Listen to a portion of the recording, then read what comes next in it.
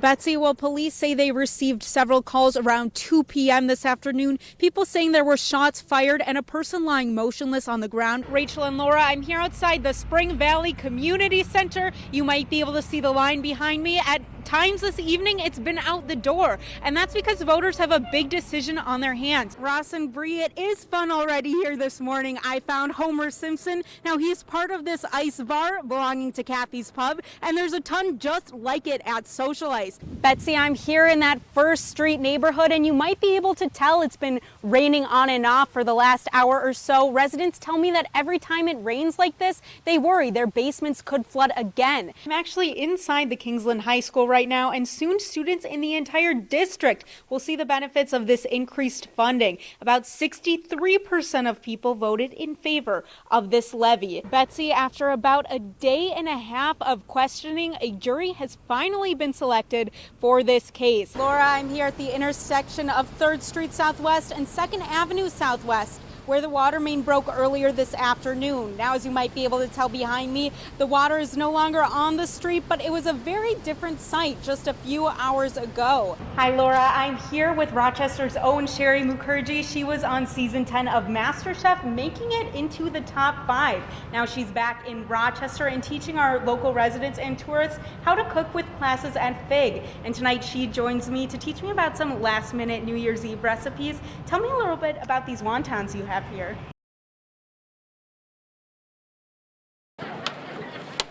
As boaters head to the water to fish on Fountain Lake at Albert Lee's first Governor's Fishing Opener, good morning, they prepare to reel in a big catch. It's the fish of the day! Caught a couple of fish, but no walleyes, but bass and northern and some crappies. And Matt Hatlin caught something much bigger. I guess I got engaged this morning, so I got a catch of a lifetime.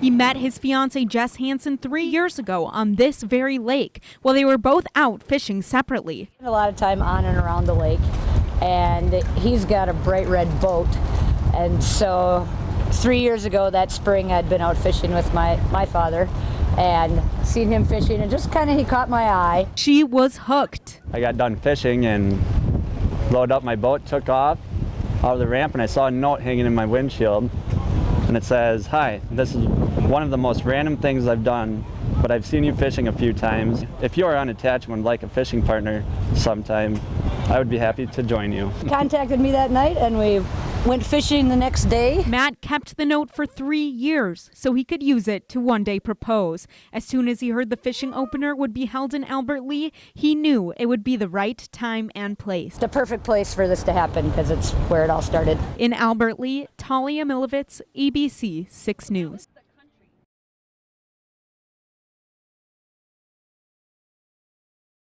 Earlier today, I was in Steele County on Highway 218, 15 miles north of Austin, where Milwaukee police say an off-duty public works employee found something unusual on his way home Friday night.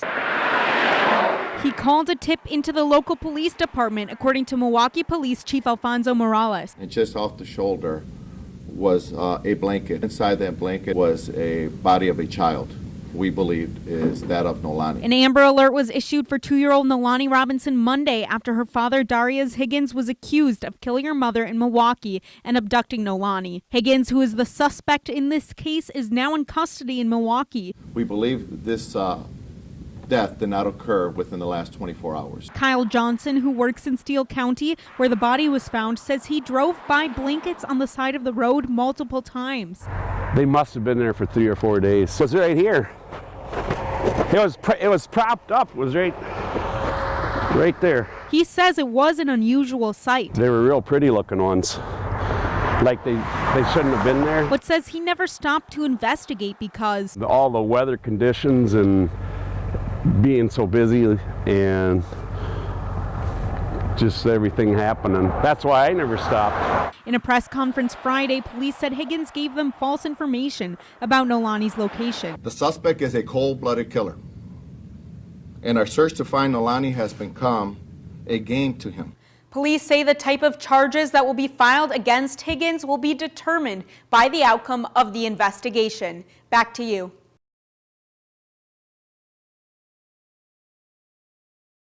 This plant I will go on record as saying is the monarch butterfly's favorite plant. It's a plant native to Minnesota called meadow blazing star. Rochester resident and nature enthusiast Greg Munson got his from a local wildflower producer and native plant landscaper. Is one that I pulled out from Dustin's property. Dustin Demmer, who's planted over 4,000 meadow blazing stars on his parents' farm in Clark's Grove. These plants are nice to look at. You also see more pollinators. Recently, his work got a lot of attention when he posted this video on Twitter. So what you were seeing in that video is a roost around dusk, kind of getting scared up. It's gotten thousands of likes. It has been a positive feedback to see so many people liking the video and just saying, that they really enjoy seeing that site that really not too many people see anymore. But he says it doesn't have to be a rare site. And this site can really happen on any piece of property. Which can start with homeowners like Munson adding more native flowers to their gardens. I've had up to 10 butterflies on this one stalk. For some reason, even at my age, seeing monarch butterflies thrills me. And in a region that's always growing, planting native flowers can help monarchs soar. All of these new developments are putting in landscaping, and they have a choice. They can either continue to do the traditional daylilies and European grasses, which don't really support many of these pollinators, or they can choose to do native landscaping, which supports pollinators, which supports birds, and also looks really nice. In Clark's Grove, Talia Milavetz, ABC 6 News.